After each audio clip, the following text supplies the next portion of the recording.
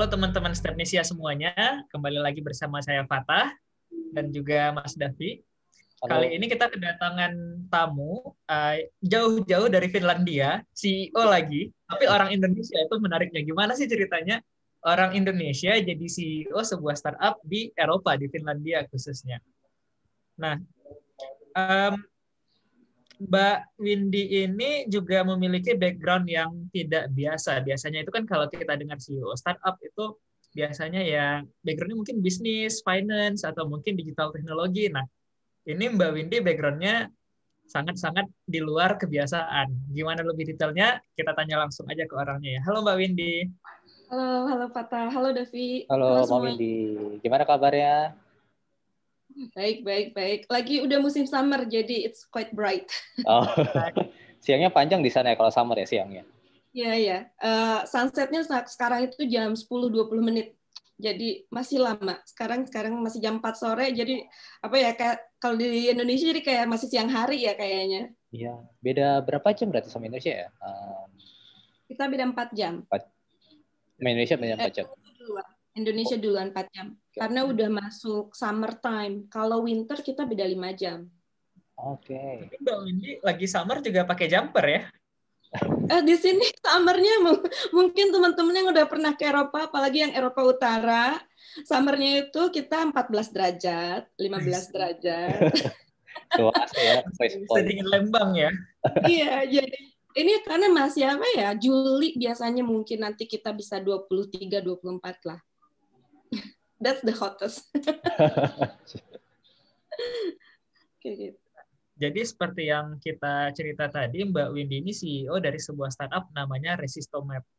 Nah, mungkin bisa diceritakan dikit nih Mbak, Resistomap itu sebenarnya apa sih? Resistomap itu kita apa ya, lebih kayak startup, fokus di bidang bioteknologi. Kita kayak service provider, mungkin ya lebih tepatnya. Jadi kita memberikan service laboratori untuk menganalisa atau mengidentifikasi antibiotik resisten di lingkungan. Jadinya lebih kayak ngebantu apa ya, customer kita kayak ngebantu researcher, khususnya di universitas, di research institute, hospital, biar bisa mereka mengidentifikasi resisten bakteri itu di penyebarannya di lingkungan seperti apa. Kayak gitu. Oh, menarik ya, niche market berarti ya. Iya. Jadi makasih banyak nih udah mau kolaborasi untuk podcast kita sama Stepnesia. Nah, buat teman-teman yang mungkin baru lihat podcast ini, Stepnesia adalah startup yang bergerak di bidang informasi, konsultasi, sekolah startup, dan juga inkubator startup. Jadi teman-teman yang mungkin belum follow sosmed kita, itu bisa lihat juga buat yang pengen tahu tentang startup, terutama yang digital. Kemudian juga yang bisa lihat podcast-podcast kita, ada juga di YouTube, Spotify, Google Podcast, Apple Podcast, dan lain-lainnya seperti itu. Nah, lanjut lagi nih Mbak Windy. Kenapa sih, kalau boleh tahu, ini kan tadi Resistomap itu bidangnya bioteknologi. Kenapa sih bisa tertarik di bidang bioteknologi? Apakah karena pengalaman di kuliahnya atau karena ada hal-hal lain yang bisa tertarik di bidang itu? Yes, karena saya satunya juga bioteknologi di Universitas Al-Azhar di Jakarta. Terus saya lanjut S2 ke Korea di Gwangju Institute of Science and Technology, bidangnya lebih ke environmental science, cuma apa sih kayak minornya itu molecular microbiology, jadi kan part of biotechnology juga.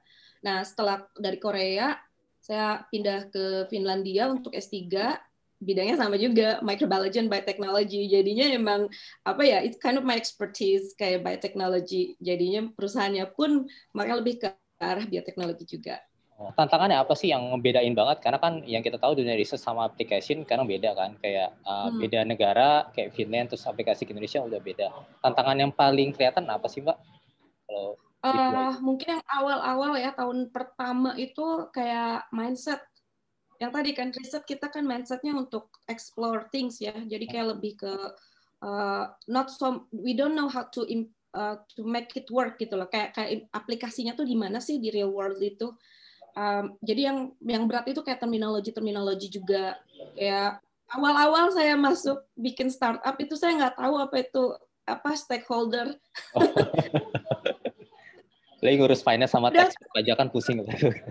Ya, padahal bikin perusahaan kan harus ada equity shareholder-nya kan, ada chairman of gitu-gitunya. Terus saya juga nggak ngerti apa itu kayak tantangannya sih lebih challenge-nya tuh kayak lebih everything is new. Sedangkan kita di dunia riset, kalau apalagi waktu saya posisi udah postdoc, itu kan kind of udah a bit we know what we do lah istilahnya. Terus tiba-tiba pindah ke dunia yang kita nggak tahu sama sekali gitu, yang kita benar-benar yang kayak baby lagi gitu. Itu kan agak mentalnya juga agak berat ya, kayak jadi seseorang yang harus belajar dari nol lagi. Itu lumayan teks require at least buat saya 3 bulan adjustment kayak untuk Windy we can do this kayak teks maksudnya, dan itu pun saya ikut inkubator selama 3 bulan itu. Kalau saya nggak ikut inkubator atau kayak akselerator kayaknya mungkin saya akan give up karena dunianya beda banget, terus challenge-nya beda, terus kayak misalkan di akademi itu jarang banget orang nanya kamu riset ngapain gitu. Karena kan we have clear objective, sedangkan di startup apalagi yang kalau udah pitching ke investor tahu sendiri kan, kayak why you're doing this gitu, who gonna pay you, itu kan kayak padahal kita bilang this is important, like who cares. Nah, ini menarik Mbak Windy. Ada nggak lesson learn atau mungkin nasihat buat teman-teman yang bidangnya aslinya backgroundnya nggak startup banget dan mau terjun ke dunia startup atau entrepreneurs tapi merasa ragu-ragu karena kayaknya jauh nih, ada nggak nasihat? Indeed. Kalau I would like really highly recommend untuk ikut kayak tadi inkubator atau akselerator, itu kayak just to see yourself. Sama yang satu sih motivationnya harus clear ya. Kita motivasi jadi entrepreneur apa sih gitu kan? Kalau kemarin saya sebenarnya ngobrol juga sih di sini sama teman-teman founders di Finland juga gitu kan, yang background PhD research sama yang non PhD background gitu. Jadi kita challenge-nya apa sih sebagai founders? Kalau kemarin kita ngobrol, emang motivation in the end it doesn't matter what is your background. Rata-rata kalau yang punya motivasi I want to help people now, like I want to make a big impact, not big impact, like any impact now, like I want to help even like simply one person. Itu sih yang bikin memotivasi kita jadi entrepreneur. Karena waktu saya at least di dunia riset, saya lebih kayak tertarik untuk nge-explore what things that the unknown. I don't really think much about aplikasinya nanti untuk apa gimana. Ada sih kayak planningnya kan ada, harusnya di research plan emang ada ya, riset ini tuh nanti bisa di-apply gini dan itu gitu kan. Tapi kita nggak ngerjain kan, cuma kita bilang aja. Nah kalau bedanya di entrepreneurs kan kita benar-benar we can do this to really one person, like in my case kan misalkan ke researcher yang bidangnya antibiotik resistant, saya benar-benar pengen ngebantu mereka gimana caranya mereka bisa meneliti lebih efisien gitu kan.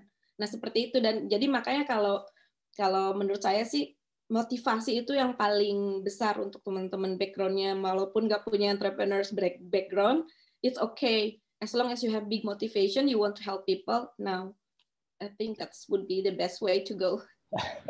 Nah mungkin bisa share juga pengalaman teman-teman. Jadi kan ya mungkin beda kayak dunia startupnya di Eropa Barat yang misalnya di Prancis, terus ini di Finlandnya juga, terus di Indonesia juga beda. Nah, menurut Mbak ini misalnya kayak contoh dari researcher, terus kan tadi ada kayak inkubator, sempat bilang juga akselerator. Apakah ada kayak support dari pemerintah Finland atau Nordic secara keseluruhan, dan ada kemudahan-kemudahan nggak sih? Terus kayak ada tips nggak sih kayak misalnya teman-teman yang mau buka startup di Finland atau mungkin di negara Skandinavia atau Eropa kayak gitu buat teman-teman sharing-sharing.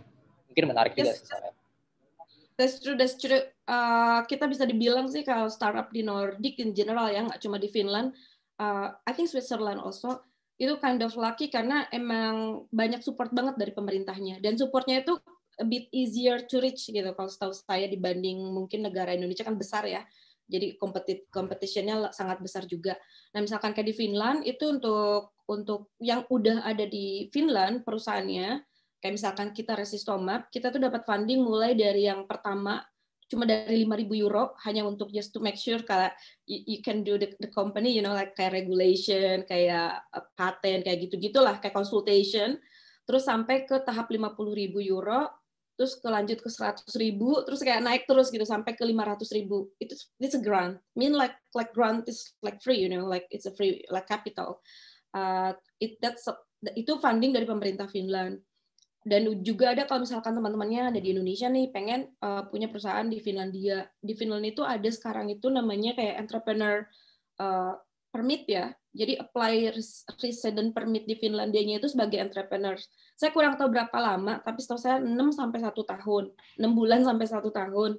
Itu jadi harus datang ke Finlandia emang untuk bikin entrepreneurs, tapi belum boleh buka perusahaan dulu gitu. Jadi datang ke Finlandia itu untuk jadi kayak apa sih?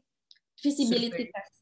Nah, ya, visibility market gitu. Marketnya bener kayak ngetes aja sih sebenarnya idenya itu meaningful apa enggak gitu dan bisa di-apply enggak kayak gitu. Nah, kalau misalkan emang pas, apalagi selama 6 bulan atau 1 tahun itu dapat investor, ya itu kan udah jelas ya, you can continue. Dan support ini itu sekitar, saya kurang tahu detailnya, tapi sekitar 600 sampai 800 euro per bulan. Means like you really focus full time jadi entrepreneur. 800 euro kan nggak banyak kalau di sini ya sebenarnya. Kalau di Indonesia berapa sih? 12-15 juta ya. Sekarang Cuma kalau di kursnya sini 18.000 ya kalau nggak salah. Euro ke rupiah. ribuan ya. Oke. Ya, 17.000. Tapi di sini kan 800 tuh oke lah, you can survive. Masak Indomie. Single ya. Atau single, of course harus single. Itu bisa, tapi kan karena emang mulai dulu kan, tes dulu kayak gitu. Kayak ya ada. Nanti kalau misalkan sukses kan itu gampang bisa bawa keluarga dan lain-lain sebagainya. Kayak gitu. Berarti entrepreneurs permit ini belum ada legalitas perusahaannya ya, Mbak? Khusus buat personal ya? Iya. Yang mau bikin perusahaan di Finland. Kayak mau ngetes ID-nya gitu, apa bisnis ID-nya. Dan itu pun untuk dapat resident permit-nya setahu saya harus apply kayak idenya juga udah apa sih udah punya idenya gitu. Jadi mereka yang evaluate gitu bisnis idenya ini bagus apa enggak, visible apa enggak, dapat resident permit-nya. Setelah gitu. Di sana apa juga bakal untuk dikoneksikan dengan inkubator mungkin, Mbak?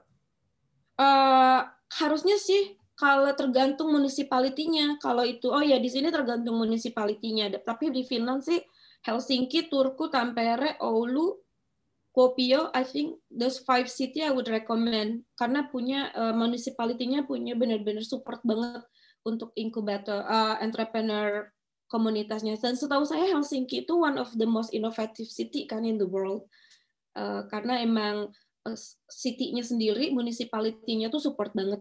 Kita dapat free coaching. Saya pun sekarang Resistomap is one of the accelerator company dari City of Helsinki. Itu tuh kita disupport untuk ke network, dikasih letter of recommendation, dikasih training kayak misalkan kayak apa make sure kayak bisnis model kita tuh benar gitu loh. Bukan benar ya maksudnya ada guidance-nya lah. Jadi we don't make mistake too much in the early stage kayak gitu. Oke, menarik. Soalnya kita sempat dapat info juga di Nordic itu kan kayak ada kayak negara yang jadi hub startup juga, kayak misalnya Swedia yang ada Spotify-nya juga, terus juga kayak Estonia yang ada e-residency-nya juga, dan sekarang ada Finland juga tuh. Jadi kayak supportnya lumayan gede banget kali ya. Dan mau nanya juga nih, ini kan masalah tim juga nih. Di sana udah pasti timnya multinasional kali ya, dan apa mungkin kayak misalnya syaratnya harus ada orang Finland berapa orangnya, terus juga kayak apakah bisa kita ada tim multinasional juga, dan kendalanya apa sih Mbak? Karena ya biasa kan kalau beda warga negara kan beda culture, kemudian juga ya mungkin ada hal-hal yang harus kita sesuaikan. Menurut Mbak Widi sekali itu untuk yang manage tim multinasional itu kayak gimana sih tantangannya dan mungkin tipsnya juga? I see. Kalau mungkin saya background-nya riset ya, kalau riset kan background-nya udah multinasional. I don't feel any issue dengan multicultural team.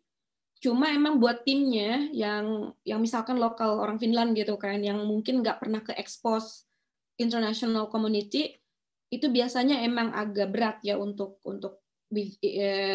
integrate dengan multicultural startup. Tapi setahu saya sih orang Finland yang join startup world itu orang-orang yang really open minded. I'm not saying dia nggak open minded ya. Maksudnya biasanya orang-orang yang emang pernah been living abroad lah biasanya, yang udah easy going dengan multinational culture kayak gitu.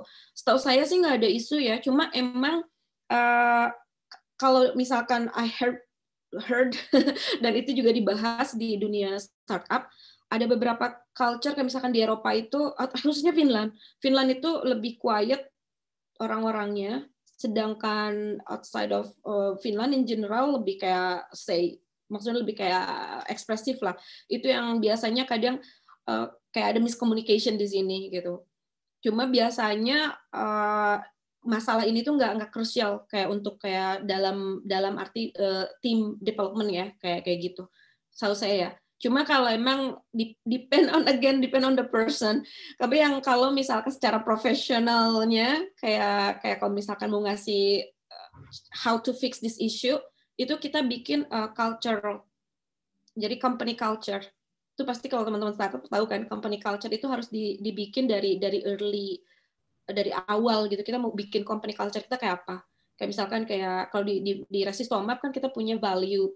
Kita develop value yang hopefully semua tim itu memiliki value yang sama. Kayak misalkan either honesty atau misalkan di kita kan lebih kayak lebih ke concern ke environment gitu kan, kayak CO2 footprint seperti kayak gitu. Kita kan jadi semua timnya in the end kita punya share value yang sama. Jadi doesn't matter what is your culture, where you from, religion or ethnic, kita nggak ada masalah gitu karena kita in the end sharing the same values. Itu sih sepertinya. Kalau misalkan if anyone have an issue. Apa ada syarat misalnya startup ini bakal dapat funding tapi dengan catatan di dalam tim startupnya co-foundernya harus ada orang Finland atau open for 100% international people? Di Finland nggak ada ya kayak gitu. It's I think that's a not crime but it's illegal harusnya kalau bikin kayak gitu. Tapi setahu saya sih lebih ke orangnya harus tinggal di Finland. It's not about their nationality, it's just your residence should be in Finland. Karena kan ini berhubungan dengan pajak keuangan. Yeah. Kalau orangnya tinggal di Finland kan pajaknya muter di situ kan, gitu. Jadinya lebih ke as long as si foundersnya residence di Finland itu pasti dapat fundingnya. Kalau misalnya ada dua founder, satunya di Indonesia atau di Finland, itu masih bisa juga? Gitu. Iya, nggak masalah kalau itu. Yang penting salah satu foundersnya tinggal di Finland, kayak gitu. Setahu saya sih nggak ada masalah. Dan malah, tapi kalau untuk funding, itu sebenarnya untuk female founders lebih banyak option these days di Eropa. Oh, luar biasa, women empowerment, kita mendukung kok. Yeah, female founders. Karena kan emang somehow it doesn't matter walaupun misalkan Finland atau Eropa kan apa sih kayak gender equality is a bit better than the other part of the world, tapi tetap aja soalnya kalau female founders itu in EU aja gitu kan cuma 20%. Jadi masih rendah. Masih dikit ya. Masih dikit. Jadi makanya jadi kayak EU funding itu ataupun di Finland pun banyak emphasize kita dapat chance lebih lah kalau misalkan punya female founders kayak gitu. Jadi harus invite founders itu nggak jangan laki-laki semua ya. Harus gender equality kayak gitu. Kayak kalau tahu saya sih di Eropa dan kalau di Finland khususnya gender equality itu kayak dipentingin banget. Malah tahu saya malah ada di question lah how you maksudnya how can you make sure that the company are like maksudnya kayak kita gimana caranya perusahaan kita itu bisa nge-maintain gender equality kayak gitu. Oke, nah ini mungkin balik lagi ke services Resistomap karena kan ini bidangnya menarik sekali dan agak di market ini nih. Nah, kalau premium services sendiri yang ditawarkan apa sih? Kemudian juga karena ini niche market, cara promosi sama brandingnya kayak gimana sih? Karena mungkin kita kepo juga tuh. Iya, to be honest ya, Resistomap itu yang tadi kan karena kita coming from research-nya, problemnya itu dari research world juga. Sebenarnya marketnya itu belum ada. Jadi we try to open market. Makanya sebenarnya untuk startup itu agak susah, kayak to try open new market itu. Karena kan artinya nggak punya real competitors ya. Competitors kita tuh ya our customers gitu sebenarnya. Nah itu agak susah jadi nge-convince investor dan kayak tadi nge-marketingnya pun juga orang nggak terlalu ngerti ini kalian tuh kemana sih gitu kan, marketnya di mana gitu kan. Cuma kalau misalkan pas Resistomap kan service provider. Akhirnya kita pas mulai mempelajari bisnis model, yang paling penting kan biasanya di bisnis model Canvas kan value proposition kita apa. Dan itu ternyata kita bisa buka market yang baru. Makanya dengan promosinya, kalau sekarang marketnya masih untuk riset sektor, kita promosinya lebih ke webinar, educational webinar. Dan mungkin teman-teman tahu sendiri kan webinar itu, apalagi dengan, I'm not saying the COVID is good, but karenanya adanya COVID ini kan orang di force ya, jadi harus digital, semua orang jadi harus bisa digital kind of meeting kayak gini. Nah, jadi webinar itu lebih gampang. Kalau dulu, kalau misalkan marketing dulu tuh lebih kita exhibition di conference, scientific conference kayak gitu, itu marketingnya. Dan so far sih the best. Kata sosial media untuk company kayak Resistomap not so helpful in term of the sales, karena banyak kan customer kita juga nggak punya sosial media. Tapinya sosial media itu ngebantu nge-branding kalau Resistomap itu kayak reliable atau misalkan it's fun to work with, seperti itu. Tapi kalau untuk marketing sales tuh sosial media kita udah tes nih. Ini saya nggak cuma ngobrol aja, we did the test analysis gitu kan selama 6 bulan dari sosial media, terus ngelihat apa sih kayak efek ke sales tuh nggak ada. Tapi kalau webinar itu yang one of the best marketing that apa sih giving us more leads lah untuk sales kayak gitu. Ya, menarik nih Mbak. Memang agak susah pastinya buat orang yang nggak punya background di biotech buat mengerti startup seperti Resistomap ya. Dan memang setahu saya juga bahkan buat para VC, venture capital, biasanya track-nya itu beda tuh. Kalau misalnya untuk VC umum, background-nya finance, bisnis, atau pernah kerja di startup, buat VC biotech justru background-nya itu minimal PhD, kemudian baru dia pernah kerja di startup atau di company. Ya, tapi background keilmuannya itu yang harus kuat dulu ya, Mbak. Iya, betul. Biasanya kalau di Finland itu sekarang lagi banyak support ke deep tech. Artinya kan biotech termasuk deep tech ya, life science. Karena kan kita biotech itu kan atau deep tech itu kan lama ya. Mulai dari produk sampai ke dapat revenue-nya lama banget, bisa sampai 5 sampai 10 tahun. Itu kan investor ya pengen balik modal kan cepet ya. Nah, biasanya tapi sekarang di Finland itu karena Finland kan nggak banyak resource, it's so dried here in a way. Nah, the only resource they have is kan the human capital. Makanya PhD itu setahu saya kan per kapita itu paling banyak di Finland, kayak number of PhD. At least one of the the most PhD lah di per kapitanya di Finland itu. Jadinya yang banyak deep tech yang opportunity-nya untuk jadi deep tech. Makanya sekarang tuh visi-visi di Finland lagi ke deep tech sebenarnya kalau di Finland. Saya kurang tahu kalau di Indonesia kayak gimana. Kan di Indonesia tuh kalau nggak salah lebih ke digital ya. Karena kan e-commerce ya di Indonesia tuh ya e-commerce ya. Karena kan kita penduduknya banyak, pengguna sosial medianya banyak. Jadi emang ke e-commerce. Nah di Finland itu e-commerce ya kita cuma 5 juta penduduknya. Terus orangnya nggak terlalu suka share data, nggak suka in general sangat limited. Jadinya not so big di sini e-commerce itu.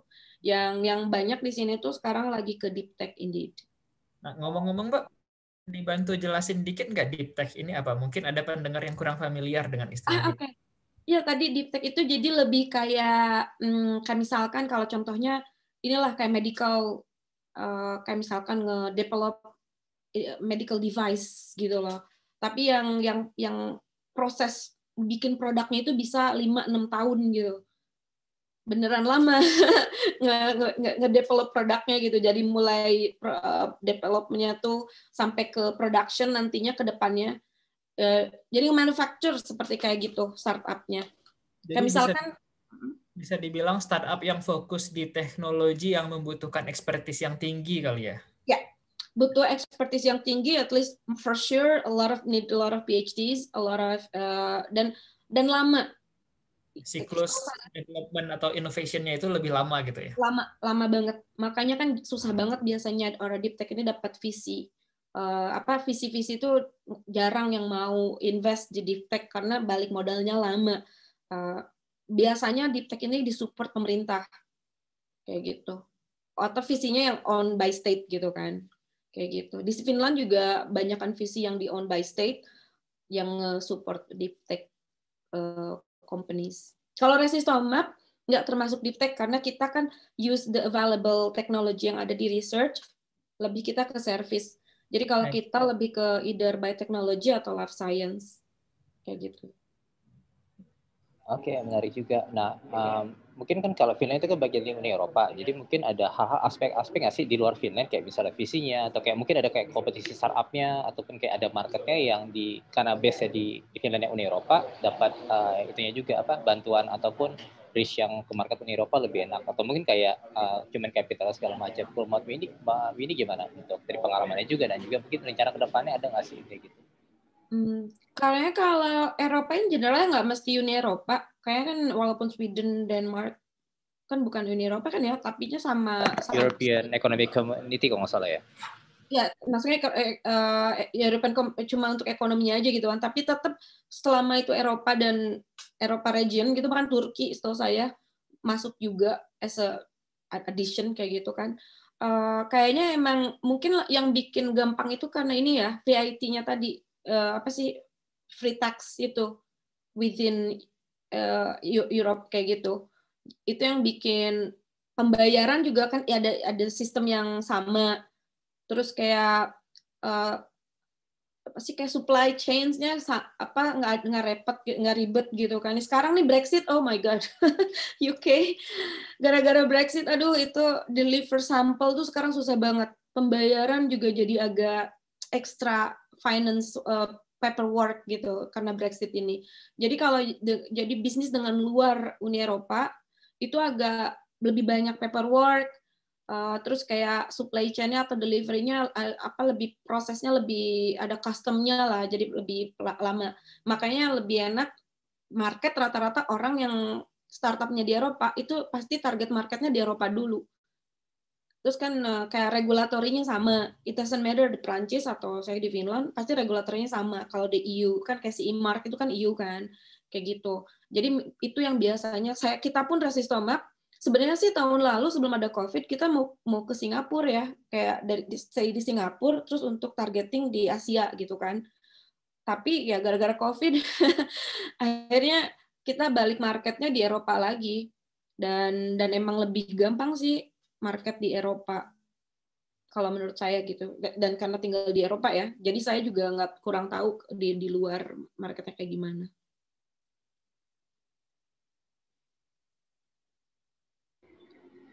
Oke. Jadi emang karena ya salah satunya karena faktor Schengen juga ya. Jadi kayak lalu lintas orangnya juga gampang, ada apa-apa juga satu sistem juga gampang sih begitu. Ya yang disayangkan emang Brexit itu ya, karena sebenarnya dari Inggris juga banyak aspek dan juga konsumen juga kan yang potensi, cuman karena Brexit itu sendiri ya akhirnya nggak bisa. Termasuk kayak di Prancis sendiri kita ngerasain kok akhirnya baik antrian dan paperwork-nya yang lebih parah kayak gitu. Nah, kayak ada nggak sih kayak benefitnya yang dirasain Mbak Windy pas bikin startup yang mungkin nggak kebayang sebelumnya kayak gitu? Jadi kan kadang orang sebenarnya negatifnya juga boleh sih, karena kan orang mikirnya startup yang bagus-bagus ya aja nih. Tapi kan kita harus educate mereka juga kayak yang pusingnya kayak gimana aja tuh kayak gitu. Nah, mungkin boleh dicerahkan kami kayak plus minusnya startup itu kayak gimana, yang benefit ataupun mungkin disadvantage-nya juga di startup yang Mbak Windy rasakan. Kalau benefit tentunya karena we do what we want ya. Kita ngerjain apa yang kita mau. Terus juga lebih kayak biasanya kan kita join startup karena passion kita sama kan. Maksudnya kita ngerjain based on our passion kita. Cuma kalau negatifnya long hours karena kita tadi kayak jadi sebenarnya kayak pedang juga kan, karena passionate kita suka tapi jadi kita jadi overwork juga gitu. Banyak teman-teman yang saya tahu banyak yang burn out. Ya, kalau misalkan let's say kita dari satu inkubator nih 20 startup gitu kan, itu pasti more than 50% itu pada burnout. Itu yang jadi concern ya, jadi di bidang startup itu. Makanya saya selalu bilang kalau misalkan orang nanya what would you kind of advise, I will always tell people like please take care of your mental health, karena gimana pun juga karena founders, khususnya founders itu lebih apa ya, jadi kayak pengen sukses kan, jadi kita kayak kerja terus, dan mungkin sering dengar juga kan ada stigma di startup world itu orang kerja kayak Rodi gitu loh. Kayak ya kan. Nah, padahal tapi enaknya mungkin ini benefit tinggal di Finland. Finland itu sangat concern banget dengan life balance, work balance itu penting banget. Jadi di sini itu walaupun startup, kita masih like really need to have like break and like really like it's not all about money gitu loh. Jadi it's okay to don't nggak mesti harus sukses sekarang gitu. There's still tomorrow time. Terus juga banyak support untuk mental health kayak gitunya. Nah itu yang biasanya saya kurang tahu kalau di negara lain seperti apa. Cuma biasanya yang you really need to negatifnya itu you really need to concern about the mental health issue kayak gitu. Oke, jadi kalau nggak salah juga mungkin agak related juga, Finland itu konsumsi per kapita kopi tertinggi dunia ya. Berarti kayak mereka banyak coffee break juga kan buat refreshing segala macam berarti ya. Kopi mah itu karena orang film mendoyan kopi aja nggak mesti buat yang research atau apa. In general orang-orangnya somehow mereka suka minum kopi. Jadi kayak sama Sweden juga sama, tapi di Finland itu bisa lebih banyak somehow I don't know. Tapi ada culture gitu. Jadi ada coffee time itu 2 kali. In the morning jam 10 sama jam 2. Itu jam 2 ya. Oke. Jadi jam 10 pagi sama jam 2 pagi. Itu almost everywhere di perusahaan. Sorry jam 2 siang. Kebiasaan startup kayak jam 2 pagi. Ya kalau startup nggak ada waktu kan, anytime ya nggak sih? Sabtu Minggu juga anytime kalau is needed. Nah, itu juga yang apa sih yang harus diperhatikan ya, emang jangan sampai too much tanpa mikirin waktu buat istirahat. Berarti mungkin kalau yang bikin startup di Finland atau di Nordic juga harus bisa ngebagi waktu ya buat coffee break ya. Karena mungkin kayak itu jadi kayak nge-set waktunya biar ada waktu sedikit lah yang kepecah-pecah buat istirahat. Jadi bisa tetap kreatif segala macam dibanding kita terus-terusan ya. Mungkin filosofi kayak gitu kali ya dari orang sananya. I think so. Karena tapi di sana tuh kan emang I'm not saying everyone gitu, tapi stereotipnya kayak pagi kerja gitu kan. Terus coffee time itu the only time like you really can relax, talk about life, like really communicate with people atau diskusi. Tapi pas jam kerja tuh mereka benar-benar kerja gitu. Itu yang jadi bikin efisien. Jadi walaupun kerjanya cuma dari jam 9 sampai jam 4, tapi resultnya itu sama kayak kita pagi sampai malam gitu. Karena kan kita in between nonton apa dulu lah, YouTubean dulu lah, sosial media dulu lah, kayak gitu. Ini sebenarnya contoh pas banget sih co-founder saya. Kan saya cerita tadi co-founder saya orang Finland waktu kita kuliah di Korea bareng kan waktu itu. Mungkin teman-teman yang kuliah di Korea, you know kan kalau misalkan kuliah Korea pagi sampai malam, apalagi yang kerja di lab, itu kan kita pagi sampai malam terus kan. Nah teman orang Finland itu waktu di Korea pun dia sama 9 sampai jam 4. Udah pulang dia seperti itu. Kita semua bingung, ini orang bisa gitu kan. Tapi pas ujian, he's the only one got 100. Kita like what, kok bisa gitu kan. Terus weekend dia nggak belajar sama sekali, seriously. Like on weekend itu dia traveling lah, dating lah, apalah gitu kan, yang enjoy his life. Makanya orang pada bingung, kok bisa. Ternyata jadi emang pas dia kerja, jadi jam 9, jam 4 itu, dia emang benar-benar fokus, like he really work. Jadi apa sih, quality, lebih di importantnya quality. Jadi pas selesai kerja, he really enjoy life, you know, like your hobby, your life, like the other things kayak gitu. Nah itu yang saya bikin. I'm not saying like it's better, good, it's back to the person ya. Kadang kan orang juga emang suka banget ya kerja pagi sampai malam, work alcoholic ya. Emang people likes like that, it's fine. Cuma kalau untuk saya pribadi, saya lebih suka gaya hidup yang tadi gitu. Jadi kita itu kerja itu ya don't work too much, tapi juga harus punya time untuk like yourself, like your hobby and you know your friends, your family kayak gitu. Karena kerja kan gimana pun juga masih ada hari besok ya, kan pernah berhenti kayak gitu. Nggak, kalau misalnya kita kerja terus ya akan ada habisnya sih kayak gitu. Iya kan? Nah, balik ke tadi kan masalah kerjaan juga nih. Untuk kerjaan sendiri, operational modelnya kayak gimana sih kalau Resistom Map ini? Kemudian juga timnya sekarang udah berapa orang sih? Kan tadi kan kayak ada tahap-tahapannya juga tuh yang dari kayak seed funding, kemudian ada juga seri A segala macam yang bertahap. Nah, makin lama kan harusnya makin gede tuh timnya. Boleh dijelasin nggak ke kita? Ya, kalau untuk startup sendiri sih Resistom Map lebih kayak organik ya tipenya. Kan jadi kayak bootstrap gitu. Karena kita udah dapat revenue dari awal kita buka perusahaan. Itu kan jarang kalau misalkan perusahaan udah punya revenue pas start the operation. kita sendiri kalau secara funding kita masih seed, dapat angel investor, dapat lab facilities lab, karena kan kita lab service, kalau nggak punya lab kan nggak mungkin ya. Jadi operasionalnya kita pas saat kita udah punya angel investor yang ngasih laboratori, kita langsung jual servisnya gitu kan. Jadi customer itu langsung ngirim sampel ke kita, di lab kita analisa, kita di analisa antibiotik resistennya, terus kita deliver datanya.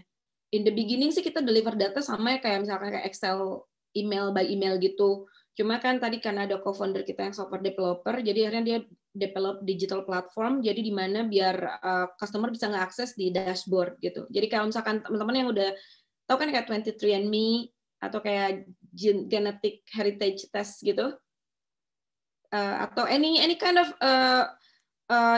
any kind of laboratory test lah. Itu kan kita hasilnya kan ada dashboard, lebih enak kan. Nah sama, jadi akhirnya kita juga mulai ngedevelop. Itu jadi timnya dari awal yang cuma saya, CEO, dan William, CTO, co-founder saya. Jadi kan dia ngebantu lebih nge-automate data analisisnya jadi lebih cepat kan prosesnya dari hasil laboratori kan bisa raw data tuh. Untuk analisanya itu dia ngebantu kayak nge-develop pipeline, jadi biar saya cuma tinggal ngeklik resultnya jadi gitu kan. Itu yang mungkin saya suka banget dari startup sebelum saya final dari timnya, itu penting banget combine ya multi apa sih kayak kita tuh kayak different kind of technology atau different kind of background put together kayak untuk ngedeliver satu produk lebih efisien. Kayak dulu misalkan kalau kita cuma laboratori resistema, misalkan cuma laboratori service, itu kan cuma dari bidang teknologi saya ya, misalnya kayak di lab. Tapi pas saya ngegabung dengan co-founder saya yang software developer, itu kita bisa nge-automate data analisis itu lebih efisien. Yang tadinya 2 bulan, kita bisa squeeze jadi cuma 3 hari misalkan. Terus sekarang plus ada dashboard, jadi kita langsung bisa nge-squeeze jadi dalam 6 jam prosesnya. Itu kan, nah itu kan startup banget nggak sih, yang kita tuh jadi kayak try to find the fastest way, the most efficient way. Nah itu timnya kita hanya berkembang, mulai dari saya, CTO, terus kita mulai harus ada operation managers, karena kan make sure all the laboratory process working, terus kita mulai ada branding, karena kan branding itu kalau menurut saya penting dari awal, dan saya dari Resistomach, saya juga dikasih support dari, bukan support sih kayak advice dari mentor kita ya waktu di inkubator gitu. Branding itu penting banget pas mulai perusahaan. Jadi kita pun pas saya mulai dari bikin logo, mulai dari branding kan nggak cuma logo ya, tapi kayak how is our face gitu kan, atau perception orang terhadap perusahaan kita gitu. Dari awal kita udah punya bikin branding. Jadi makanya kita punya brand designer pun, walaupun startup kita udah punya our own walaupun part time. Terus ada juga yang business manager, karena kan yang ngebantu project organize this marketing, nganalisa. Terus kita juga ada, sekarang itu kita adanya impact analysis, karena kan gimana pun juga kan kita kan pengennya impact entrepreneurs. Kita tuh pengen perusahaan itu benar-benar kayak do something lah, doing something good. Tapi kan kalau nggak di measure, like how you claim that you are doing good, ya nggak sih? Nah, kita mulai ada tim baru yang khusus untuk impact analysis. Jadi kayak with the number of KPIs kayak gitu. Terus ada juga sekarang timnya itu lebih ke yaitu, jadi kita tuh ada laboratory team sama yang non laboratory activities. Total sih sekarang 11. 11 ini yang full time berapa orang? 4. Yang full time cuma 2, tapi the rest are part time, karena tadi kita kan butuh cuma brand kan nggak hold the time ya karena masih kecil, jadi hanya part time. Terus kayak misalkan tadi data analisis juga kan cuma untuk certain extra work, jadi kan part time kayak gitu-gitu. Jadi kita banyak tapi part time kayak gitu dengan certain certain knowledge atau skills. Expertise ya. Expertise ya. Nah, Mbak, tadi kan Mbak Windy udah cerita ya bisa menyingkatkan proses yang sebelumnya makan waktu 2 bulan menjadi 3 hari. Which for me sebagai orang awam itu luar biasa banget gitu kan. Nah, cuman sebenarnya impact-nya di dunia bioteknologi sendiri seberapa besar sih men-shorten proses dari 2 bulan ke 3 hari ini, dan tantangan dan potensinya apa? Mungkin terkait bisnis dan market size juga, karena ini kan hitungannya niche market ya, sangat spesifik, dan menurut saya sih pasti kulturnya beda sama let's say Gojek Oh or iya, beda banget ya emang. Ini penting banget karena ini tuh problem yang saya rasain waktu saya researcher. Yang saya sudah ceritakan selama pas saya PhD poster itu saya, I really need to do something like faster, like we really need to let know people that misalkan kalau ada pollution, source pollution itu dari mana gitu kan, analisanya cepat. Nah dulu kalau riset itu prosesnya tadi 2 bulan tadi, karena kita manual, terus kadang kita kalau orang lab biasanya nggak ngerti program gitu kan. Kayak saya juga limited banget kayak ngedata analisa itu, maksudnya kayak big data gitu lama banget gitu kan, walaupun belajar nggak efisien gitu kan. Tapi pas saya ke Combine tadi sama William yang co-founder saya yang emang expert, jadi kita duduk bareng dalam 2 bulan kita develop pipeline-nya, proses tadi yang tadi 2 bulan jadi bisa 3 hari kayak gitu. Nah ini tuh di university atau di akademia jarang banget adanya kayak product development seperti ini. Karena kan tadi masing-masing punya own research question yang harus they answer. They collaborate dengan maksudnya collaborate dengan different sektor, tapi lebih ke fokus tadi untuk nge-answer research question, bukan untuk nge-applicable. Mana sih yang lebih applicable bisa diaplikasi sekarang gitu kan. Nah, implikasinya ke customer, riset yang tadinya dikerjain tadi 2 bulan, bisa jadi 3 hari. Kan artinya risetnya lebih cepat dong. Jadi kalau yang PhD lebih cepat dong risetnya, lebih bisa cepat tulis papernya, lebih lulusnya lebih cepat. Terus kalau misalkan untuk yang riset institute, mereka malah senang banget. Ini sebenarnya kayak marketing kita yang lebih banyak customer-nya itu ke Research Institute. Research Institute kan project-nya biasa 6 bulan. Dan mereka harus laporkan ke pemerintah kan. Misalnya ke government project itu kan nggak lama project-nya, jadi kayak certain target issue gitu. Nah itu pakai 3 hari itu kan seneng banget mereka, karena mereka punya banyak waktu untuk bikin laporannya lebih banyak gitu loh. Kayak gitu. Jadi kalau untuk itu penting banget kalau yang saya rasain ya, malah jadi apa sih kayak selling unique lah atau competitive advantage dari Resistomap. proses riset yang 2 bulan ini sebenarnya juga bagi PhD berapa sering sih Mbak melakukannya? Maksudnya dalam span 4 tahun nih, apakah 2 bulan ini memang dilakukan cuma sekali atau 2 kali? Jadi totalnya mungkin kalau 2 kali 4 bulan jadi 6 hari, berarti yang dihemat sekitar 3 bulan 3 minggu gitu. Nah, atau mungkin sebenarnya karena ini dilakukan berkali-kali, maka prosesnya bisa jauh lebih menghemat waktu, atau gimana tuh Mbak? Kalau untuk PhD sih biasanya cuma 1-2 kali ngehematnya. Tapi kan berasa banget ya, karena kan during PhD itu kan mereka jadi bisa lebih fokus ke misalkan data analisanya atau research collaboration dengan yang lain gitu. Jangan spending their time untuk menganalisa data yang sebenarnya bisa lebih cepat gitu kan. Buat institusi research, whether campus atau mungkin yang memang lembaga riset resmi pemerintah atau swasta, gimana Mbak? Nah itu yang emang value kompetitifnya buat mereka sih cepat ini gitu, karena mereka kan projectnya all the time kan. Kayak misalkan kita ada customer dari salah satu research institute di UK, itu mereka kan ngemonitor the impact of antibiotic use di sheep farm, domba domba farm. Mereka kan rutin tuh ngemonitor every 4 times a year kayak gitu. Nah, sekarang kan kalau misalkan sekarang mereka ngirim data langsung dapat hasil. Kalau dulu kan mereka ngumpulin dulu setahun baru dapat hasilnya tahunan gitu. Kalau sekarang itu dengan kita ngasih service gini kan mereka langsung kind of real time. Mereka ngemonitornya kayak gitu. Kalau nunggu setahun itu bisa jadi juga hasilnya pas mereka baca udah berubah lagi ya Mbak? Iya, khususnya kalau untuk ini kan, kalau misalkan ini tuh kan pollution ya, kayak impact-nya itu, kalau kita tahunya agak telat kan, ya maksudnya infection-nya udah menyebar gitu kan.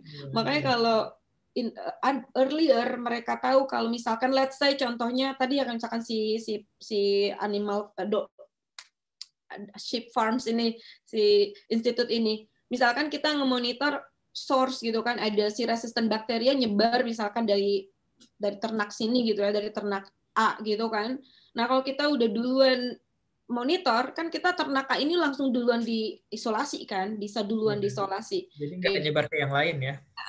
Kayak gitu. Nah kalau kita tahun setahun kan, jadi paling ini tuh di sini dulu tuh kan udah telat gitu loh, dombanya udah mati duluan. Biasanya jadi evaluasi kalau yang hasil dulu. Kalau sekarang kita kasih data kan semi real time, at least 1 week gitu kan. Jadi kan lebih cepat ya duluan nge-screen. Nah makanya kita sebenarnya nge-develop ini tuh sekarang untuk di hospital ya. Karena kan gara-gara COVID-19 ini penggunaan antibiotik di hospital itu benar-benar jadi kayak significantly increase. Nah, itu artinya the more antibiotic use, the more bacteria will be resistant kan. Nah, kita lagi develop sebenarnya project di Indonesia juga lagi mau apply. Jadi kayak mau nge-pilot gimana kita monitor wastewater-nya hospital sebagai kayak early warning system. Jadi kalau misalkan adanya potential outbreaks, itu kita tahu ya kapan di mana, jadi udah intervention-nya bisa dari earlier kayak gitu. Berarti ini hitungannya walaupun ya ada PhD students atau perorangan yang butuh, hitungannya pasar lebih besarnya itu B2B ya, Mbak? Oh ya, kita mostly B2B, kita nggak ada B2C. Kita lulus B2B atau B2G. Tadi kan B2G yang Research Institute. Apakah ada perbedaan, let's say, service yang ditawarkan atau misalnya harga yang ditawarkan buat industri, institusi riset atau pendidikan gitu? Kita biasanya kalau untuk research, karena kan kalau untuk research biasanya datanya open ya, itu biasanya we do have some kind of discount atau misalkan collaboration. Tapi kalau untuk industri biasanya kita offernya full service. Artinya kita maksudnya ya lebih besar lah biayanya. Tapi emang industri juga nggak masalah bayar karena kan mereka datanya nggak mau sharing. Mereka datanya cuma buat mereka, udah di keep gitu kan.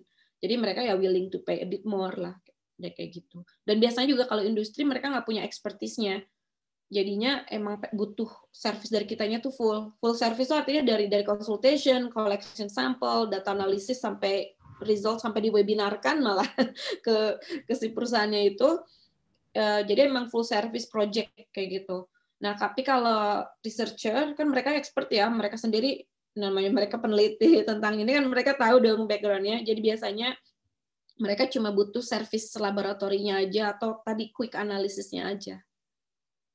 Oke, jadi memang service-nya juga beda-beda yang ditawarkan ya. Kalau industri full, researcher cuma butuh bagian-bagian tertentunya aja. Ya. Kalau untuk digital mah sama lah kayak premium. Iya. Kan ada yang subscription-nya yang free, yang premium, ada yang platinum, sama kayak gitu. Kita juga service-nya. Karena service in the end sama. Kita lihat juga di website-nya ada blog sama news juga ya. Jadi kayak ada webinar yang dipublikasikan. Jadi teman-teman yang kepo pun bisa ngelihat juga. Dan siapa tahu nanti tertarik buat premium services juga berarti ya. Iya. Jadi kita emang kalau webinar tadi guys sebenarnya kayak lebih ke marketing aja, lebih ke educational. Karena kan gimana pun juga kita kan tadi bukan cuma bisnis ya what we are doing. Kita we want to really solve the resistant bacteria pollution the environment kayak gitu. Jadi makanya kita ngasih free webinar, kita invite expert untuk disseminate lah the issue tuh udah mulai, maksudnya people really need to do something. Terus Mbak, untuk bisnis ini sendiri nih, kompetitornya ada siapa aja ya, dan is there any is there any specific value that makes Resistomap lebih unggul dibandingkan kompetitor lainnya? Unikannya lah atau gimana? Iya, tadi saya bilang untuk in general gitu, untuk yang si research market itu tuh emang kita belum ada kompetitor ya, karena setahu saya sampai saat ini we are still the only company offering this service gitu kan. Monopoli ya, wow. Tapi susahnya ya itu orang belum tahu kalau ini tuh problem. Jadi harus nge-educate dulu ya buat potensial customer-nya, terus publik ya biar tertarik. Exactly. Jadi agak susah kan. Cuma emang jadi makanya saya bilang kompetitor kita sebenarnya ya customer kita gitu. Dan mungkin kompetitor lainnya kita tuh lebih ke teknologi. Bukan perusahaan lain tapi teknologi lain gitu. Jadi teknologi lain yang bisa produce similar data tapi dengan pro and cons. kita milih yang teknologi kita pakai adalah Smart Chip qPCR karena based on my experience during PhD sama postdoc itu tuh this is still the most efficient sama cost efektif ya, yang menurut kita secara bisnis kita dapat benefit dan resultnya masih sama gitu kan, besar. Itu mungkin yang ngebedain kita dengan kompetitor tadi. Cuma kalau untuk yang wastewater monitoring yang saya bilang yang kita develop new market, karena kan kita pengen keluar dari sektor research ya. Karena sektor research ini kita nggak bisa subscription model customer gitu. Jadi kita kadang nggak tahu nih bulan depan dapat sales apa enggak gitu kan. Karena kan jadi kayak project based gitu. Ya sama lah teman-teman consultation sama lah ya kita. Belum tahu. Nah, kita pengennya ada subscription model customer kan. Kita nge-develop yang hospital wastewater monitoring ini. Nah, kalau untuk yang wastewater monitoring ini, kompetitornya itu biasanya Water Research Institute. Mereka udah nge-monitor duluan. Dan sekarang itu udah banyak beberapa big players, jadi kayak Veolia, kalau tahu teman-teman yang bidang water sector atau wastewater sector tuh pasti tahu Veolia. It's like really big, one of the big company, sama Biobot. Itu tuh sama kayak company offering wastewater monitoring, tapi mereka tuh buat COVID-19. Tapi kan sama ya sistemnya wastewater monitoring untuk kayak let's say pathogens lah atau viral, kan bisa virus ataupun bakteri. Jadi mereka belum real kompetitor buat kita saat ini, tapi kalau buat mereka is very easy lah. Kalau misalkan marketnya udah kebuka, is very easy for them to change the service dari testing COVID ke testing resistant bakteria kayak gitu. Jadi kompetitornya cuma sampai saat ini our competitive advantage sih Resistomap still the only company yang offer both laboratory service sama digital platformnya kayak gitu. Oke, kemudian Mbak tadi kan kita di awal itu sempat ngebahas jenis-jenis kliennya ya, ada B2B, ada B2G, mungkin boleh dibilang beberapa yang tidak konfidensial, misalnya lembaga atau pemerintah mana aja, atau area operasinya di Eropa, atau ada di Asia, atau bahkan negara-negara lainnya, gitu. Kita, ya, I mean, I'm kind of happy sih to announce gitu kan. Kita tuh walaupun masih baru ya, kita kan pertama bikin tuh tahun 2018 kan dibikin. Maksudnya first corporated tahun 2018, lang fully operationalnya pas 2019 karena pas saya selesai postdoc.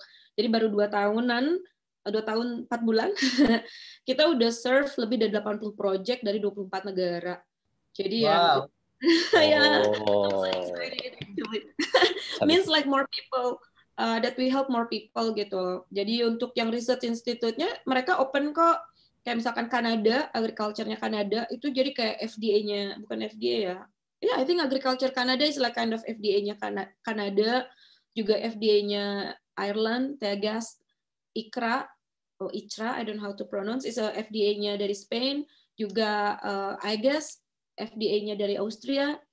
Kita juga untuk ini ya, untuk yang B2G-nya ada juga NIFA dari Norway, itu kayak Water Institute di Norway. Adalah maksudnya untuk itu, tapi kebanyakan kita masih university. University itu kita mulai dari Tokyo di Jepang, University of Tokyo, National University of Singapore. Terus kalau untuk Asianya cuma baru 2, karena kebenaran kan lebih ke partner ya. Karena kita we don't really do marketing di Asia, tapi kan itu karena partner aja. Tapi FDA itu kalau di Indonesia BPOM ya berarti? I don't know, I'm sorry. Kan? I don't know, patah tahu. FDA itu Food and Drugs Administration kan ya? Iya, tapinya setahu saya kayaknya lebih kayak bukan Litbangkes ya, tapi lebih kayak Litbangkes gitu, Litbang. Harusnya sih Litbang. Kalau BPOM itu Badan Pengawas Obat dan Makanan. Iya, karena kalau BPOM itu kan lebih ke accreditation. Jadi kalau FDA kan mereka punya Litbangnya kan, Litbang yang juga authority. Lembaga Ilmu Pengetahuan Indonesia mungkin ya, LIPI. Enggak, harusnya Litbang. Litbang ya. Litbang. Kalau penelitian Litbang itu kan di bawah kementerian ya. Kayak misalkan saya kolaborasi sekarang dengan Litbangkes. Karena emang itu kan pekerjaannya itu kan jadi lead banknya kan yang memonitor. Jadi orang labnya. Jadi labnya perusahaan, ke perusahaan government. Setahu saya sih harusnya lead bank, penelitian dan pengembangan. Oke, emang di Indonesia kayaknya dipisah ya. Ada sih kerjasama antara BPOM sama Litbang, tapi Litbang itu di bawah Kemenristek ya. Oh enggak, kalau Litbang setiap kementerian punya Litbang. Kehutanan punya Litbang. Kesehatan punya Litbang. Jadi Litbang itu yang orang-orang yang di lab, yang labnya, yang benar-benar ngambil sampel, nganalisa, bikin koleksi data, produce data. Nah datanya itu dikasih ke kementerian. Nanti kementerian misalkan untuk antibiotik resisten, Litbang yang ngumpulin data untuk misalkan dilaporkan nanti ke WHO. Jadi Litbang ngambil sampel, ngumpulin data, bikin laporan, dikasih ke kementerian, kementerian yang lapor ke WHO, kayak gitu. Jadi customer kita pun Litbangnya pemerintah tersebut gitu. Kayak Kanada tadi agriculture itu mereka jadi Litbangnya Kementerian Agriculture-nya di Kanada yang tugasnya mereka kan memonitor ya kondisi antibiotik resisten di agriculture di Kanada seperti itu. Berarti kalau di Indonesia mungkin yang relevan itu Litbang di bawah Kemenkes dan mungkin di bawah Kementerian Pertanian kali ya. Ya. Kalau project kita kolaborasinya dengan Litbangkes. Oke. Litbangkes. Karena kan emang kalau B2G ya. Kalau di Indonesia B2B baru dengan UGM. Karena kita bareng-bareng kerjasama bikin apply funding, EU funding. Terus jadi dengan EU fundingnya mereka bisa bayar Resistomap service.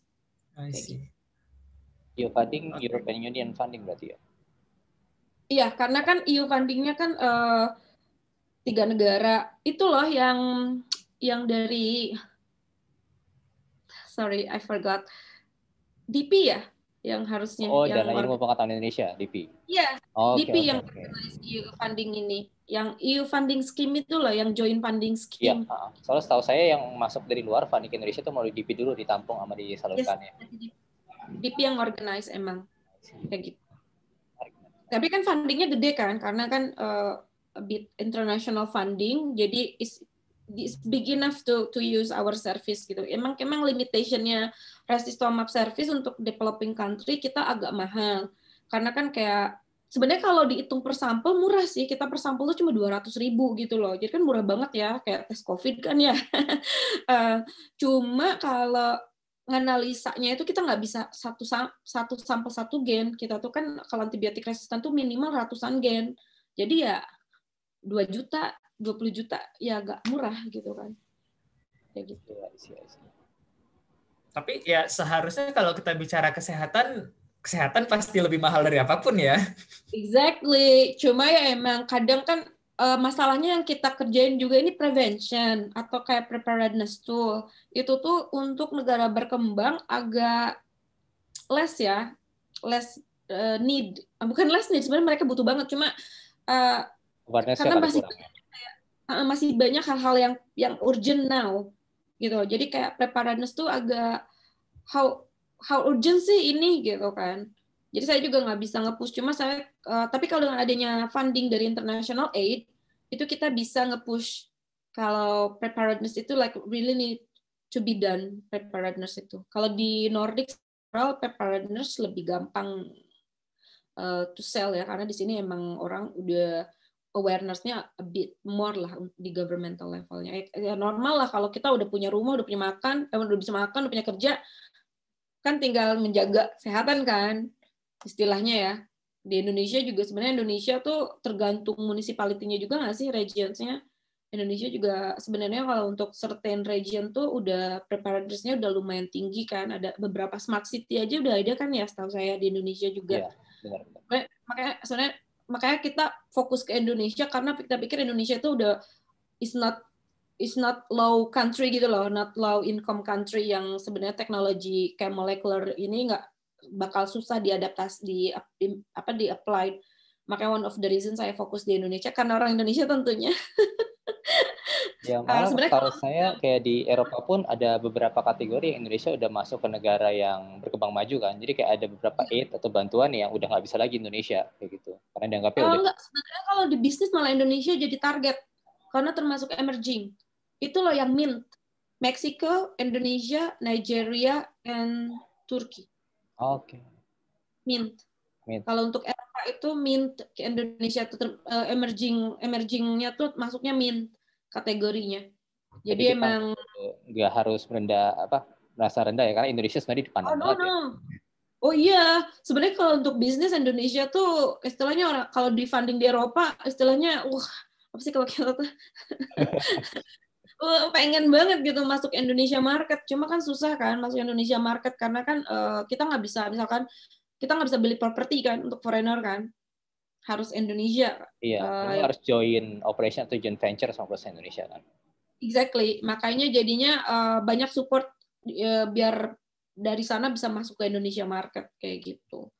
Jadi biar apa sih? Karena Indonesia marketnya harusnya gede banget Indonesia tuh, dan orang-orangnya juga banyak kan, maksudnya kayak talentnya. Jadi kayak misalkan kita buka cabang di Indonesia nggak perlu pusing bawa dari Eropa gitu kan, tinggal nyari lokal udah banyak gitu talent yang bisa di hire gitu kan.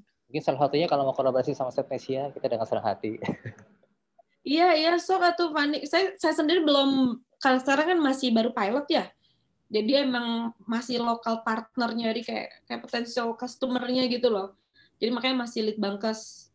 Karena teknologinya itu tadi masih tahap proof of value, belum belum bisa go to market.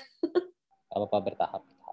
Nanti juga kita bisa mampir ngopi-ngopi juga mungkin di Eropa, atau ada Mas Fatah juga yang luar biasa dan tim kita juga di Indonesia yang luar biasa. Ini kalau yang pasti sih kalau menurut saya sih harus dikomunikasikan langsung ke tadi yang saya bilang kan ada Fin Partnership, itu ada funding dari Finland untuk apa sih ke negara emerging tadi termasuk Indonesia. Mereka biasanya butuh local konsultan kayak gitu, dan itu biasa dibayarnya dari Fin Partnership-nya untuk perusahaan-perusahaan di Finland. You know what I mean? Like so, jadi your customer is not perusahaan di Finland kayak Resistomap, tapi pemerintah Finland. Your customer will be pemerintahan Finland untuk ngebantu perusahaan-perusahaan di Finland bisa punya partner yang baik di Indonesianya gitu. B2G berarti ya? B2G ya. Jadi mohon bimbingannya Mas Fatah, CPO kita. Iya, kayak kalau konsultasi kan bagusnya B2G kan? Iya. Biar marginnya besar, profitnya. Benar orang bisnis berarti sekarang, pikirannya udah bisnis bukan researcher lagi, luar biasa. Karena memang margin profit kita B2G lebih besar daripada B2B. Ya, saya mengakuinya kok. Itu konsultan bisnis kayak gitu. Nah, ada nggak sih kayak tips atau rencana atau peluang ke depan untuk Resistomap dan mungkin startup yang teman-teman yang mau bikin startup biotech juga? Karena kan tadi kayak Mbak Widi bilang sendiri kan baru single factor ya untuk Resistomap sendiri, dan ada sebenarnya banyak potensi teman-teman yang biotech dan mungkin bisa kolaborasi ke depannya. Mungkin bisa kayak share ke kita tadi yang kayak tips segala macam ya, kemudian untuk yang khusus untuk biotech dan secara general untuk teman-teman yang mau bikin startup menurut Mbak Windy. Kalau untuk biotech sendiri sih, I would recommend either you are yourself PhD gitu kan, PhD dulu, atau you should find co-foundersnya yang punya expertise minimum PhD level. Karena kan gimana pun juga kalau biotechnology industry lebih require some specific expertise ya. Kalau misalkan untuk kerjasamanya Resistomap sendiri di Indonesia, emang kita udah mau masuk udah pasti sih udah project di Indonesia.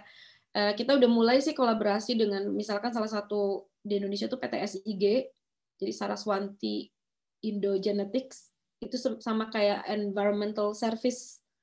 Jadi sama laboratory service untuk environmental samples lah, kayak ngetes gitu. Kita mulai nyari partner sih, kayak karena kan untuk kalau Resistomap nanti buka kayak cabang itu kayaknya less likely, tapi lebih prefer kayak punya partner di Indonesia yang kayak nge-handle sampel, apa sih kayak customer handling, terus analisisnya tetap di Finland kayak gitu. Atau kalau marketnya udah gede sih emang buka laboratori juga di Indonesianya. Kayak gitu untuk, jadi makanya saya kurang tahu juga ya kalau di Indonesia belum tahu malah. Kayak partner saya sendiri kan walaupun orang Indonesia I've been away from Indonesia, I think lebih dari 15-16 tahun. Jadinya udah limited ya my knowledge di Indonesianya. Walaupun sekarang banyak partner lebih kayak university atau lebih kayak pemerintahan, nggak bisnisnya sendiri. Kadang saya masih ke bisnis Finland. Di Finlandnya, itu dia. Mungkin saya lupa juga bilang, untuk teman-teman yang partner di Indonesia atau startup di Indonesia yang mau kerjasama dengan Finland, itu hubungin bisnis Finlandnya Jakarta. Karena mereka yang paling bisa, atau KBRI Helsinki di sini. Jadi both side itu yang bisa ngebantu nge-network semua. Karena saya juga waktu saya ke Indonesia, saya dibantu dengan bisnis Finland yang di Jakarta. Walaupun saya orang Indonesia, jadi mereka yang memperkenalkan bisnis environment di Indonesia seperti apa, kayak gitu-gitu. Menarik nih, Mas Davi. Apa perlu kita wawancara tim dari bisnis Finland buat podcast selanjutnya? Boleh, siap. Mau dibantu? Ada Mas Hari Davila kalau mau, atau Mbak Nina, Nina Jacobi itu fokus ke health, tapi kalau Mas Hari lebih fokus ke energi. Oke, menarik. Boleh. Nanti kita belajar finish dikit-dikit dulu ya, biar kayak openingnya biar enak juga.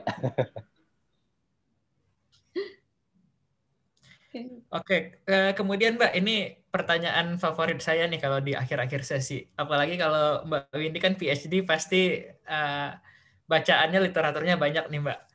Nah, ada nggak satu rekomendasi buku wajib untuk pengusaha atau startup founders? Terutama karena Mbak Windy kan baru terjun di dunia startup di belakangan ini kan, dan langsung hands-on terlibat sebagai CEO. Oh my god, I might gonna be like really bad on this. Karena saya bacanya cuma komik. No, I'm kidding. Tapi kalau personally, I don't read book. Like really seriously, I'm so bad. My co-founder orang Finland yang baca, like let him reading. Cuma kalau saya akhirnya, karena kalau misalkan kalian nggak suka baca kayak saya, itu like really meet mentors. Like I would recommend. Maaf, bukan ngerekomendasi buku, tapi I would recommend find a lot of mentors or advisors. Just have a meeting, like ngopi-ngopi, half an hour, 1 hour, just ask specific questions. Like I have like a lot of mentors. I have a lot of advisors for different kind of issue. And to me that is much more valuable. Karena you really ask hands-on people. Reading kan lama ya nggak sih? Terus boring. Sorry. Ya, makanya kita bikin podcast juga biar mereka juga kadang lebih enak juga kan. Like podcast kayak gitu. Jadi I would recommend. Tapi kan kadang personally kan kita beda ya. Kayak kita punya certain like issue that you really need to fix or like asking question. Kalau tadi kan nanya kan buku apa? Saya sih daripada baca buku, saya prefer nyari orang yang emang expert atau punya pengalaman, terus saya minta kayak ngobrol lah 15 menit, 30 menit, atau lunch, atau ngopi-ngopi, and then I learn directly from that person, kayak gitu. Oke, ganti deh. Is there any specific issue that you think benar-benar bersyukur nih bisa dapat insight di bidang ini dari orang ini gitu? Tentang apa sih Mbak? Gitu. Maksudnya untuk sains atau di bidang resistomap entrepreneur? Di bidang entrepreneurship secara umum, tentang resistomap juga boleh gitu.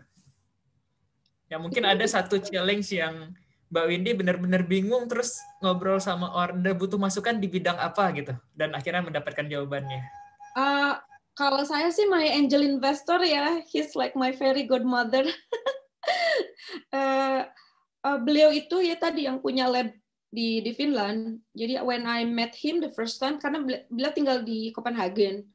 Jadi waktu itu saya datang ke Copenhagen untuk kayak propose, boleh nggak saya pakai labnya, tapi saya bayar cuma pas kalau udah punya customer.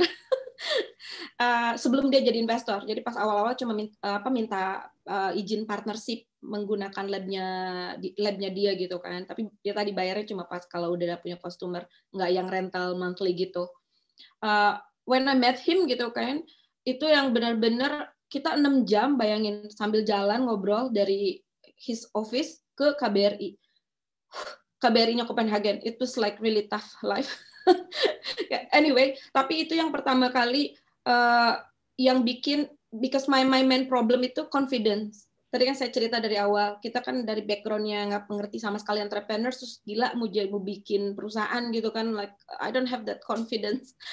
Tapi setelah ngobrol sama beliau, until now, like he's like the biggest support for me. Like when I have some issue, like in the confidence, like can I do this? Like do I have the like ability to do this? Atau sampai saat ini, kalau kita ada pitching competition, dia tuh sampai terbang dari Copenhagen ke Helsinki. Sampai waktu ada exhibition di Hong Kong, dia terbang dari Copenhagen ke Hong Kong just to support me. I know he's super Dedikasi luar biasa. Ya, jadi emang I hope that some of you could find someone like that, like really support in any kind of issue, like you said. Kalau saya kan tadi masalahnya kan lebih ke confidence being entrepreneurs, dan dapat support seperti beliau ini yang lumayan jadi kayak one of the big like to be who I am now kayak gitu. Amin. Semoga kita dapat juga yang mentor yang luar biasa juga sih kayak gitu. Amin. Dan mungkin kita juga tadi kan Resourcemap pengen nge-educate juga kan public dan juga mungkin related pihak-pihak yang related juga. Nah, boleh nggak sih di-share kayak misal websitenya Resourcemap apa sih, terus juga sosmednya atau mungkin hal-hal yang bisa di-share biar kita tahu tentang Resourcemap, terus juga kayak info-info terkait itu ke pemirsanya di sini. Yes, please join. Maksudnya kita ada di webinar kita itu di-record gitu, jadinya bisa dicek recordingnya. Kita ada title-nya, kayak misalkan tahun lalu lebih ke kita invite big expert, jadi lebih ke antibiotic resistant di air, antibiotic resistant di animal farm, antibiotic resistant di hospital. Jadi kayak lebih ke big komponen. Tapi yang tahun ini kita lebih ke antibiotic resistant di negara berkembang. Kayak misalkan Indonesia udah ada kemarin itu Nepal, bulan depan kita di Vietnam. Jadi kita ada certain webinar, jadi bisa dicek webinar kita, gampang, Resistomap aja, resistomap.com. Instagram kita, Twitter, LinkedIn, Facebook juga semuanya Resistomap ID-nya. Jadi bisa di-follow, please, and educate about the issue of antibiotic resistance. Dan please use antibiotics only when needed. Siap, itu yang kadang kelewat kan. Kayak Indonesia yang penting antibiotik habis, padahal kan sesuai kebutuhan. Iya. Bahkan kadang nggak pakai resep dokter ya. Iya. Atau kadang dokternya juga yang ngasih antibiotik karena udah biasa. Jadi emang prevention tadi kan biar sebelum kena infeksi, tahu-tahu udah dikasih antibiotik buat 3 hari. Kayak cabut gigi itu pasti kasih antibiotik. Padahal kan nggak ada infeksi, nggak ada apa. Kayak gitu. Jadi nggak cuma dari dokter, nggak cuma dari kitanya, dari dokternya juga. Kalau dokternya main ngasih antibiotik, ditanya, dok kenapa saya harus pakai antibiotik? Saya infeksinya apa? Bakterinya apa? Gitu. Jadi lebih proaktif lah teman-temannya. Kan orang Indonesia kan sekarang udah mulai ini ya, open lah ya. Lebih kritis ya. Lebih kritis ya. Coba kritisnya juga untuk hal-hal ini, karena to be honest ya, kalau buat saya sih lebih serem ya ini antibiotic resistant issue itu. Karena kan belajar dari COVID, we know like how big issue it is gitu kan. Kebayang nggak sih kalau sekarang semua penyakit yang diakibatkan bakteri, kayak misalkan tuberkulosis kan di Indonesia udah parah banget kan. Indonesia tuh 70% bakteri yang nyebabin tuberkulosis itu resisten. Makanya kalau kalian mendengar teman yang kena tuberkulosis meninggal, well, like to be honest, like there's no more antibiotics to cure. Makanya kan kalau di negara Belanda sama Inggris itu, kalau orang Indonesia yang mau tinggal di Belanda atau di Inggris harus bikin ini kan, punya sertifikat free tuberkulosis. Di Australia juga sama. Australia sama ya? Ya. Sama. See, that's why. Jadi makanya please be careful gitu. Ini info penting banget. Terima kasih udah disampaikan biar kita juga. Dan kalau teman-teman mau nge-reach Mbak Windy secara profesionally, ada LinkedIn juga ya yang bisa di-search juga. Namanya apa di LinkedIn-nya, Mbak Windy? Windy Muziasari. Windy Muziasari, siap. Satu lagi question terakhir, Mbak. Yes. Resistomap open nggak buat peluang-peluang internship mungkin bagi anak-anak Indonesia, baik di bidang life science-nya maupun let's say bidang communications, marketing, atau lain-lainnya? Kayak kita open banget. Kayak kita juga punya intern, sebenarnya orang Indonesia yang kuliah di Jepang, tapi memang tadi ya topiknya tentang impact entrepreneurs, kayak mengevaluasi social impact. Kita juga, maka kita ada intern karena kita kan pengen nge-evaluasi impact kita segimana di Indonesia gitu kan.